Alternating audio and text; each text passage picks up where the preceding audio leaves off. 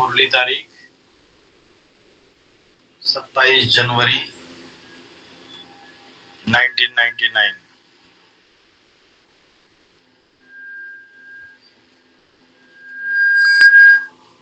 यह है रूहानी बाप, टीचर और गुरु। यह तो बच्चे अच्छी रीति समझ गए कि दुनिया इन बातों को नहीं जानती।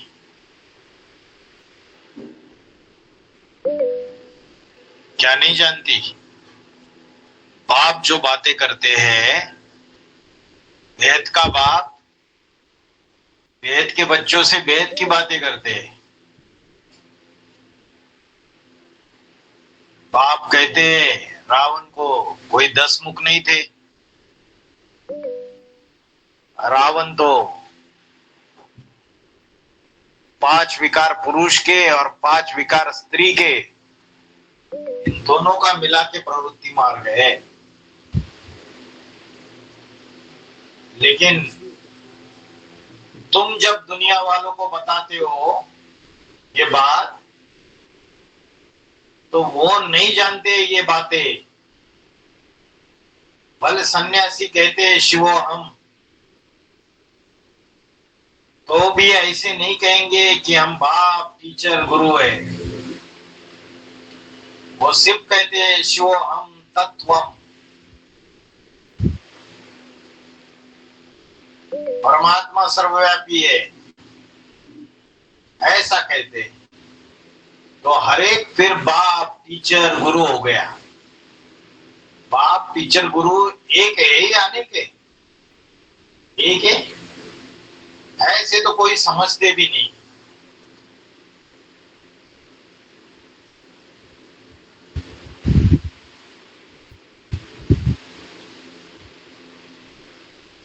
मनुष्य अपने को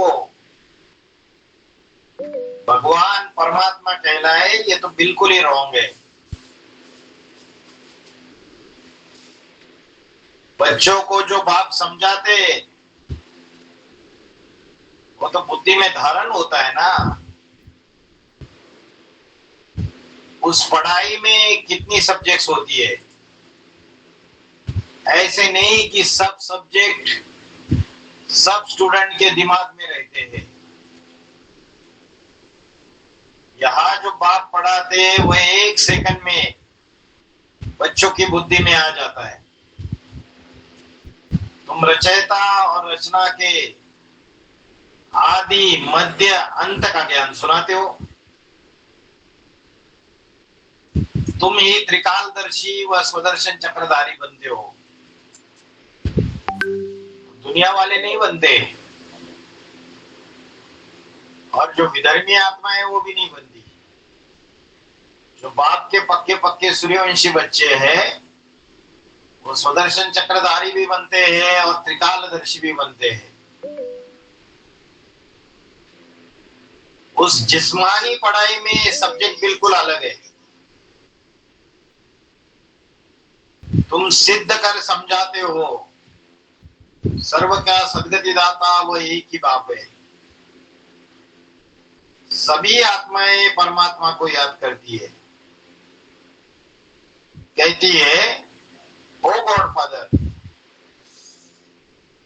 तो जरूर बाप से वर्षा मिलता होगा। वह वर्षा खोने से दुख में आ जाते। ये सुख दुख का खेल है। इस समय सभी पतित दुखी है। गुरु नानक जी ने कहा है, नानक दुखिया सब संसार। पवित्र बनने से सुख जरूर मिलता है। सुख की दुनिया बाप स्थापन करते हैं। बच्चों को बुद्धि में ये रखना है कि हमको बाप समझाते हैं। नॉलेजफुल एक बाप ही है। सृष्टि के आदि मध्य अंत का ज्ञान बाप ही देते हैं।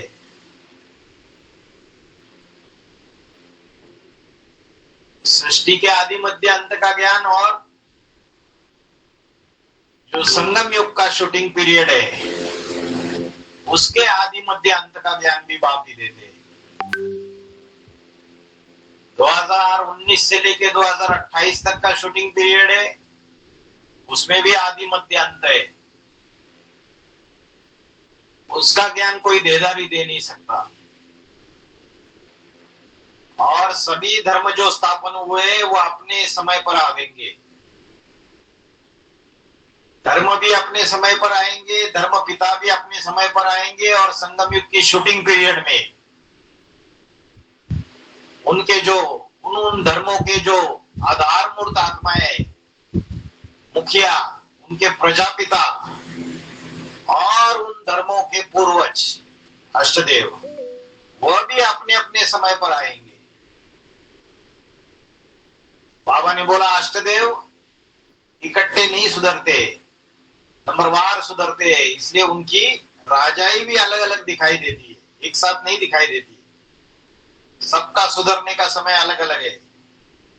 यह बातें और कोई की बुद्धि में नहीं है। तुम बच्चों के लिए बाप ने ये पढ़ाई बिल्कुल सहज रखी है,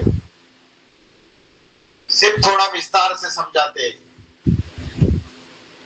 मुझ बाप को याद करो तो तुम तमो प्रधान से सतो प्रधान बन जाएंगे। योग की महिमा भी बहुत है। प्राचीन योग भारत का गाया हुआ है, परंतु योग से फायदा क्या हुआ था यह किसी को पता नहीं है। अभी तो योगासन और प्राणायाम को योग समझ के बैठे, लेकिन आत्मा समझ के परमात्मा को याद करने का जो राजयोग है वो स्वयं भगवान आके सिखाता है। यह गीता का वही योग जो निराकार भगवान सिखलाते। बाकी जो भी सिखलाते वो मनुष्य है। देवताओं के पास तो योग की बात ही नहीं है। यह हठ योग आदि सब मनुष्य सिखलाते हैं। योगासन और प्राणायाम भी हठ योग ही है। प्राणायाम करते, श्वासों को रोकते, कुंभक चढ़ाते, नील में चले जाते, ध्यान में रहते, आंखें बंद करके, ये भी हठ योग की प्रक्रिया है। एक टांग पे खड़े हो जाते, पेड़ पे उल्टे लटक जाते, नीचे से मिर्ची का धुआं छोड़ देते, जलते अंगारों पर चलते। सारी हठ योग की प्रक्रिया है। महीना महीना, 2-2 महीना, 6-6 महीना, 1 साल खाना नहीं खाते, पानी नहीं पीते। तो बाप आके राजयोग सिखाते, देवताएं न सीखते न सिखलाते। दैवी दुनिया में योग की बात नहीं है। योग से सब पावन बन जाते हैं।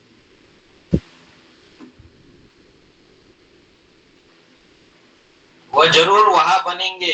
बाप आते ही ये संगम पर नई दुनिया बनाने। अब तुम पुरानी दुनिया से नई दुनिया में बदली हो रहे हो। ये किसको समझाना भी वंडर है। हम ब्राह्मण चोटी है, सतयुग और कलयुग के बीच में है ब्राह्मण चोटी।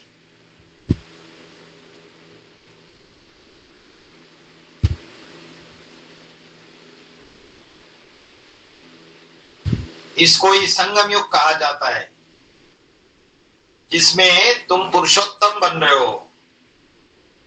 ब्राह्मण चोटी कौन है? जो चोटी का पुरुषार्थ करते हैं। जो पक्के पक्के सूर्यवंशी आत्मा है वही ब्राह्मण चोटी है। और उसी की यादगार एवरेस्ट, माउंट एवरेस्ट, उसमें भी एक अव्वल नंबर का चोटी का ब्राह्मण है। राम की आत्मा कहो, प्रजापिता कहो, और फिर नंबरवार सूर्यवंशी बच्चे चोटी का पुरुषार्थ करते हैं। बच्चों की बुद्धि में रहे कि हम पुरुषोत्तम बनते हैं तो सदैव हर्षित रहेंगे।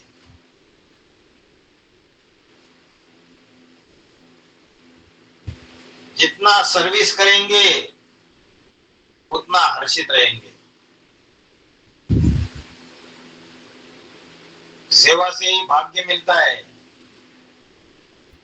एक होती है अलौकिक कमाई और एक होती है लौकिक कमाई। तो अलौकिक कमाई करनी और करानी है। जितना प्रदर्शन में सर्विस करेंगे तो सुनने वालों को भी सुख मिलेगा अपना, और दूसरों का कल्याण होगा। जब दूसरों को ज्ञान सुनाते हैं तो अपना भी कल्याण होता है या नहीं होता है? वेस्ट थॉट नहीं चलते, ज्ञान की बातों में मनन चिंतन मंथन चलता है। तो सेवा का रिटर्न क्या मिलता है? अगर किसी की सेवा करते हैं तो सेवा का फल क्या है? खुशी का मेवा मिलता है। अगर खुशी गायब हो गई सेवा करने के बाद तो समझो स्वार्थ युक्त सेवा है या देहाभिमान में रह के सेवा कर रहे हैं। अगर आत्मा अभिमानी होकर सेवा करेंगे, हल्कापन रहेगा, जरूर खुशी मिलेगी, अपना और दूसरों का कल्याण होगा। छोटे सेंटर पर भी मुख्य 5-6 चित्र जरूर चाहिए, उन पर समझाना सहज है। सारा दिन सर्विस सर्विस सर्विस करनी चाहिए। मित्र संबंधियों तरफ कोई भी लागत नहीं होनी चाहिए, है क्या? जो इन आंखों से देख रहे हो उन सब का विनाश होना है। बाकी जो दिव्य दृष्टि से देखते हो उनकी स्थापना हो रही है। ऐसे अपन से बातों करो तो तुम पक्के हो जाएंगे। वेद के बाप से मिलने की खुशी होनी चाहिए। कोई राजा के पास जन्म लेता है तो कितना फकुर में रहता है। तुम बच्चे स्वर्ग के मालिक बन रहे हो।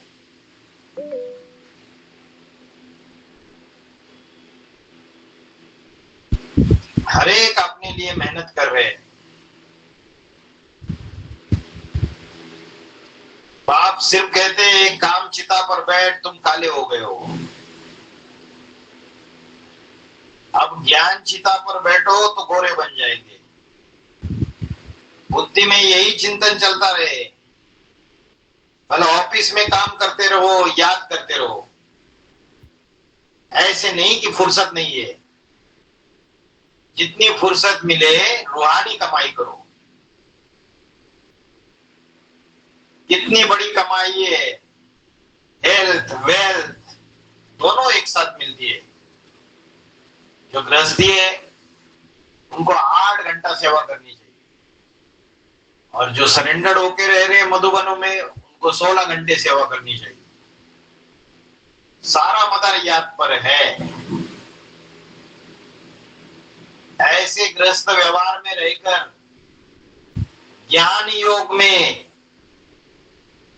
अंदर वालों से भी तीखे जा सकते हैं। कोई अगर एकलव्य जैसा पुरुषार्थ करे जो भील था, तो अंदर वालों से भी तीखा जा सकते हैं। कहानी है अर्जुन और भील की। सर्विस का ख्याल रखना चाहिए।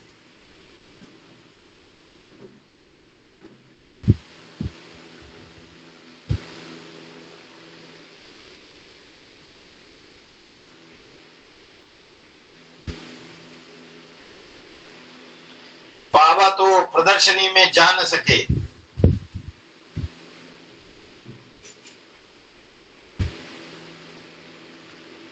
क्योंकि बाप दादा दोनों इकट्ठे हैं। बाबा की आत्मा और इनकी आत्मा इकट्ठी है। ये वंडरफुल युगल है। इस युगल को तुम बच्चों के सिवाय कोई जान न सके। अपने को युगल भी समझते हैं, फिर भी कहते मैं एक ही बाबा का सिकिलता बच्चा हूं।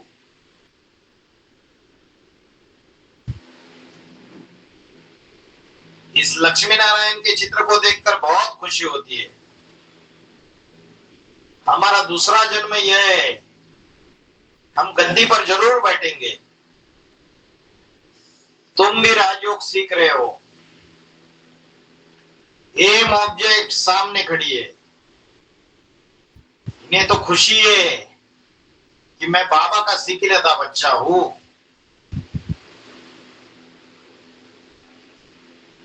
फिर भी सदैव याद ठहरती नहीं है, और तरफ ख्याल चले जाते हैं। ड्रामा का लॉ नहीं जो एकदम याद ठहर जाए और कोई ख्याल ना आए। जब पूरी याद ठहर जाएगी तो कर्मातीत अवस्था बन जाएगी। माया के तूफान याद करने नहीं देते। जानता हूं हमारे लिए बहुत सहज है, क्योंकि बाबा की प्रवेशता है। ब्रह्मा बाबा में भी शिव की प्रवेशता थी, और जो शंकर का पाठधारी है उसमें भी शिव की प्रवेशता थी। तो बोला हमारे लिए बहुत सहज है। बाबा का नंबर 1 सीख लेता बच्चा हूं, पहले नंबर में राजकुमार बनूंगा। फिर भी याद भूल जाती है। ब्रह्मा बाबा क्या कहते थे? एक गिट्टी खाता था और शिव बाबा को भूल जाते थे। अनेक प्रकार के ख्यालात आ जाते, यह है माया। जब इस बाबा का अनुभव हो तो तुम बच्चों को समझा सके। ये ख्यालात बंद तब होंगे जब कर्मातीत अवस्था होगी।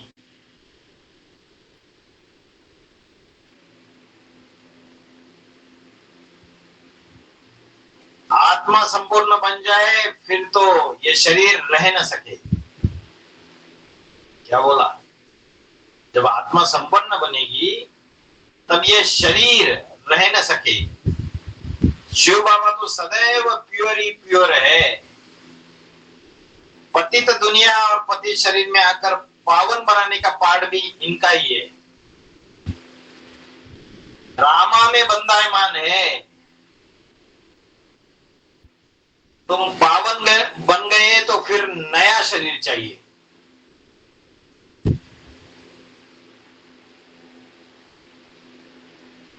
आत्मा संपूर्ण बन गई तो इस शरीर में रह न सके। ये 27 जनवरी 1999 में पॉइंट आया है। शिव बाबा को अपना शरीर तो है नहीं। इस तन में इस आत्मा का महत्व है। वह तो मुरली चलाकर चले जाते हैं, वह फ्री है, कभी कहा चले जाएंगे। बच्चों को भी फील होता है कि शिव बाबा मुरली चला रहे। तुम बच्चे समझते हो हम बाप को मदद करने के लिए इस गॉडली सर्विस पर खड़े हैं। बाप कहते हैं हम भी अपना स्वीट होम छोड़कर आए। परम धाम अर्थात परे परे धाम है मूल वतन। बाकी खेल सारा सृष्टि पर चलता है। तुम जानते हो ये वंडरफुल खेल है।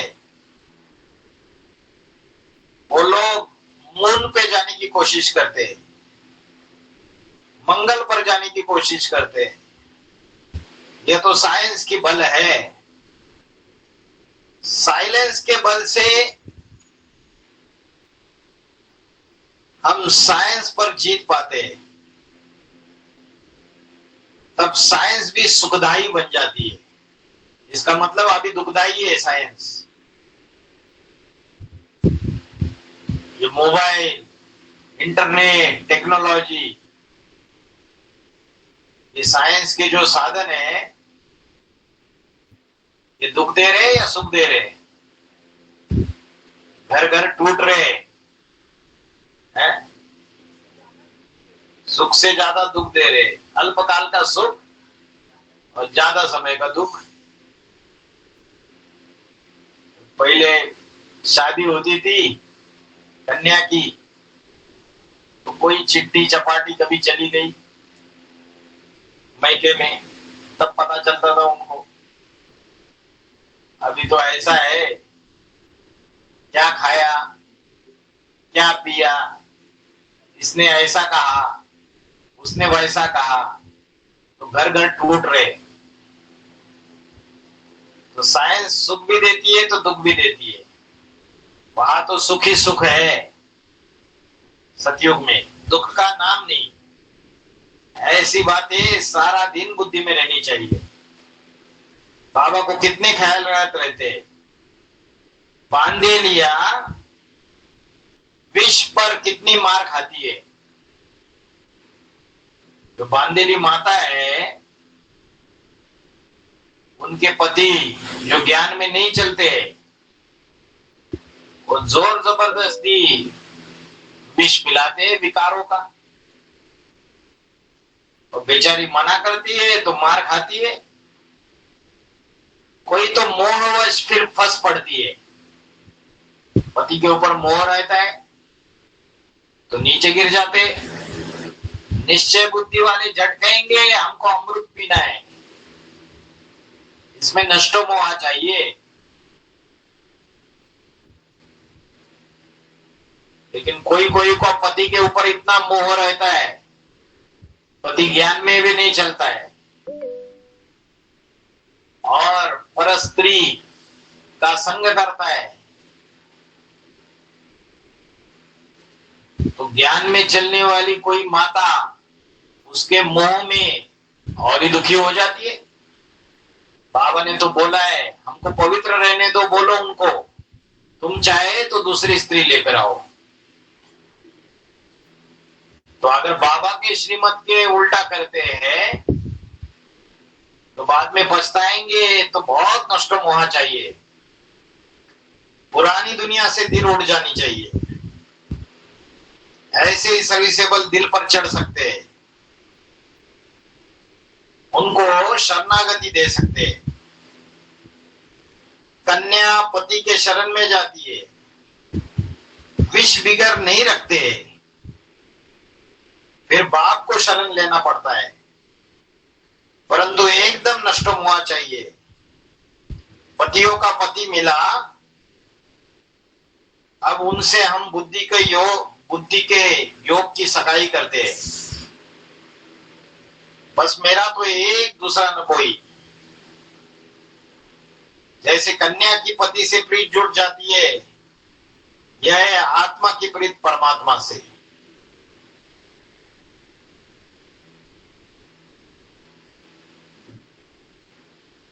उनसे दुख मिलता है, इनसे सुख मिलता है। यह है संगम, और इनको कोई जानता नहीं है। तुमको कितनी खुशी होनी चाहिए।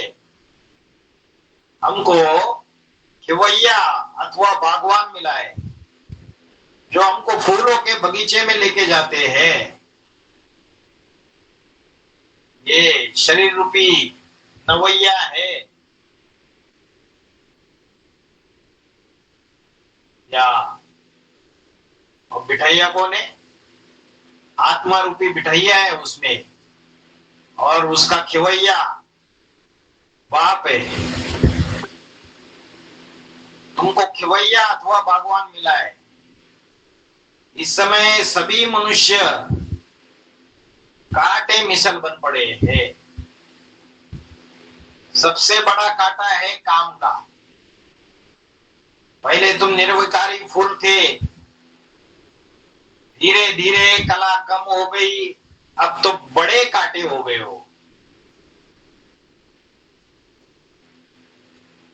बाबा को बबुलनाथ भी कहते हैं। तुम जानते हो असली नाम शिव है। बबुलनाथ नाम रखते हैं क्योंकि कांटों को फूल बनाते हैं। तो बबुलनाथ कौन हो गया?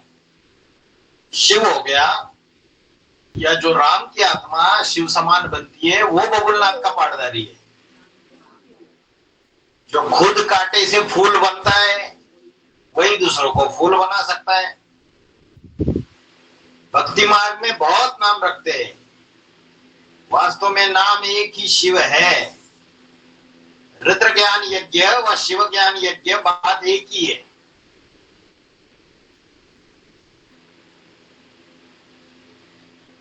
रुद्र यज्ञ से विनाश ज्वाला निकली।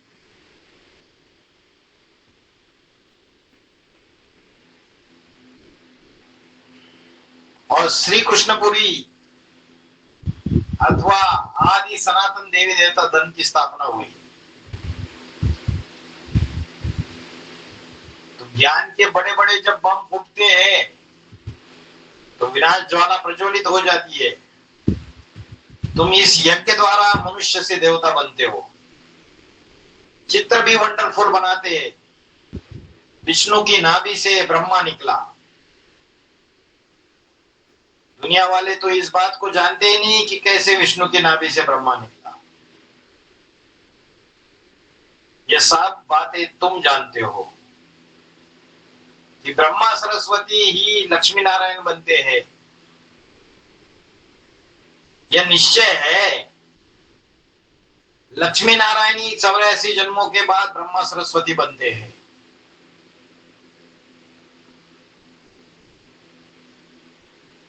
मनुष्य तो ऐसी बातें सुनकर चकित होते जाएंगे, हंसते। ये सनातन धर्म के विपरीत बातें कर रहे हैं, मजाक उड़ाते। ये सनातन धर्म के विरोधी है। कहते हैं जब तुम कहोगे कि लक्ष्मी नारायण 84 जन्मों के बाद क्या बनते, ब्रह्मा सरस्वती बनते, मानेंगे इस बात को? खुशी में भी आते होंगे, परंतु माया कम नहीं है। काम महाशत्रु है। माया नाम रूप में फंसाए गिरा देती है।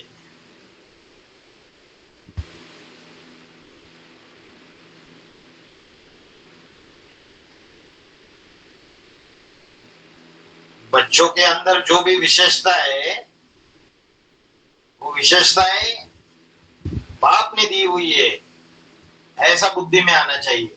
ऐसा नहीं कि किसी के नाम में, ब्राह्मण परिवार में भी फंस गए, किसी के रूप में फंस गए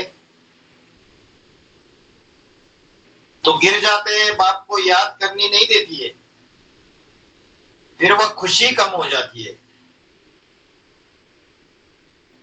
इसमें खुश नहीं होना चाहिए कि हम बहुतों को समझाते हैं। पहले देखना चाहिए कि हम बाबा को कितना याद करता हूं।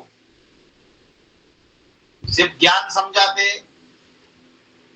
लेकिन ज्ञान की जो तलवार है उसमें याद का जोहर अगर चढ़ा हुआ नहीं है तो वो तीर नहीं लगेगा। रात को बाबा को याद करके सोता हूं या भूल जाता हूं। कोई बच्चे तो पक्के नेमिनाथ है, अमृत वेला भी उठ जाएंगे। जो भी शेड्यूल है उसको अच्छे से फॉलो करेंगे। तुम बच्चे बहुत लकी हो। बाप के ऊपर तो बहुत बोझ है। इस चीज का बोझ है बाप के ऊपर। इतना बड़ा ये जो यज्ञ है, इसमें जो बच्चे हैं उनका संभाल करना, उनकी परवरिश करना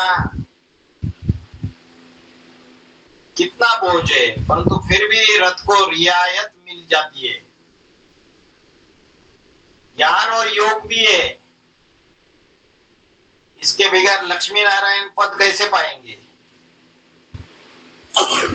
खुशी तो रहती है। हम अकेला बाप का बच्चा हूं और फिर मेरे ढेर बच्चे। ये नशा भी रहता है तो माया विघ्न भी डालती है। बच्चों को भी माया के विघ्न आते होंगे।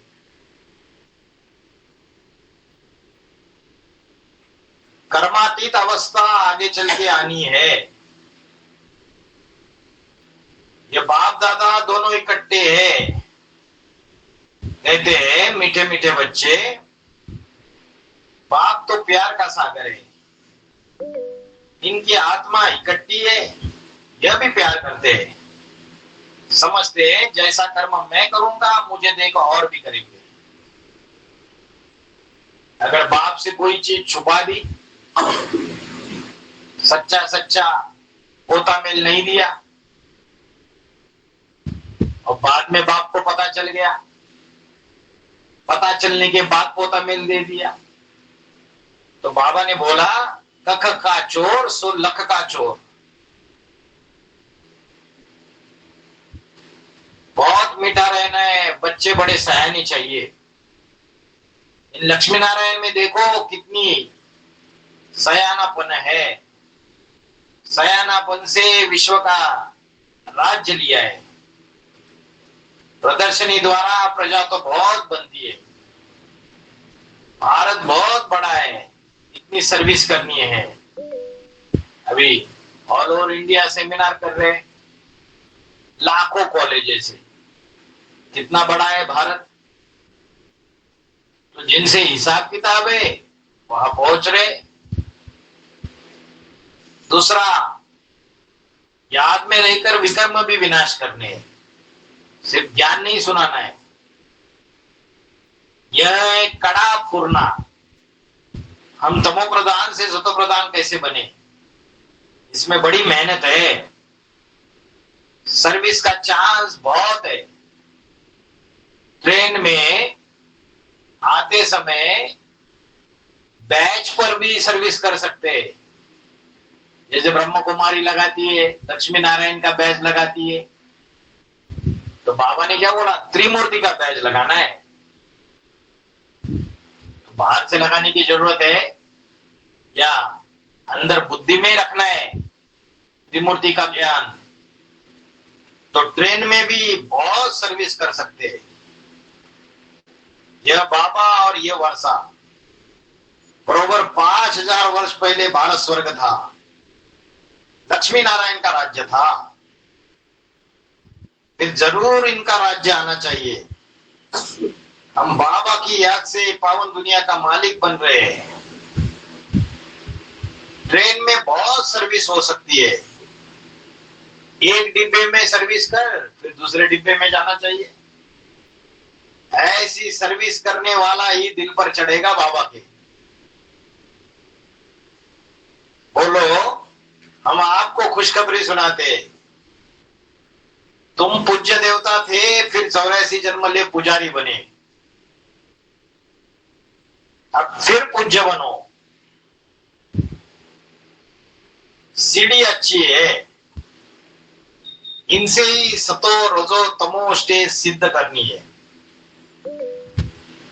स्कूल में पिछाड़ी में गैलप करने का बड़ा शौक होता है। जब एग्जाम नजदीक आता है तो बहुत पढ़ाई करना चालू करते हैं दिन रात। अब यहां भी समझाया जाता है, जिन्होंने टाइम वेस्ट किया है उनको गैलप कर अभी सर्विस में लगना चाहिए। अभी 2 साल बहुत इंपॉर्टेंट समय है, 2027 और 28। सर्विस की मार्जिन बहुत है। सर्विसेबल बच्चियां बहुत निकलनी चाहिए, जिनको बाबा कहा भी भेज दे। मंदिरों में सर्विस अच्छी होगी, देवता धर्म वाले झट समझेंगे। गंगा स्नान पर भी तुम समझा सकते हो, तो दिल पर लगेगा जरूर। मीठे मीठे सीख ले दे बच्चों प्रति, माता पिता बाप दादा का याद प्यार और गुड मॉर्निंग। रूहानी बाप की रूहानी बच्चों को नमस्ते। धारणा के लिए मुख्य सार, सदा हर्षित रहने के लिए रूहानी सर्विस करनी है, सच्ची कमाई करनी और करानी है, अपना और दूसरों का कल्याण करना है। ट्रेन में भी बैच पर सर्विस करनी है। पुरानी दुनिया से दिल हटा लेनी है, नष्ट मोहा बनना है। एक बाप से ही सच्ची प्रीति रखनी है, अनेकों से प्रीति रखने की दरकार नहीं है। वरदान। हजूर को सदा साथ रख, कंबाइन स्वरूप का अनुभव करने वाले विशेष पाठधारी भव। बच्चे जब दिल से कहते हैं बाबा, तो दिलाराम हाजिर हो जाता है। इसलिए कहते हैं कि हजूर हाजिर है, और विशेष आत्माएं तो है ही कंबाइन। लोग कहते हैं जिधर देखते उधर तू ही तू है, और बच्चे कहते हम जो भी करते हैं, जहां भी जाते हैं, बाप साथ ही है। कहा जाता है करण करावन हार, तो करणहार और करावन हार कंबाइन हो गया। इस स्मृति में रहकर पाड़ बजाने वाले विशेष पाठधारी बन जाते हैं।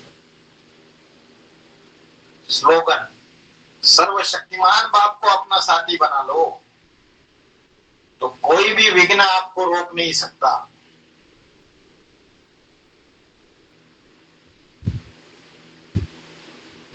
बाप की शरण में कौन आ सकते हैं? क्या बोला बाबा ने आज? बाप की शरण में वही आ सकते हैं जो पूरा पूरा नष्टो मोहा बने होंगे, जिनका बुद्धि योग सब तरफे से टूटा हुआ होगा। दीदी दादा उनमें बुद्धि लगी होगी, तो बाप की शरण में आएंगे फिर नहीं। मित्र संबंधियों आदि में बुद्धि की लागत ना हो, पक्की सगाई एक बाप के साथ हो।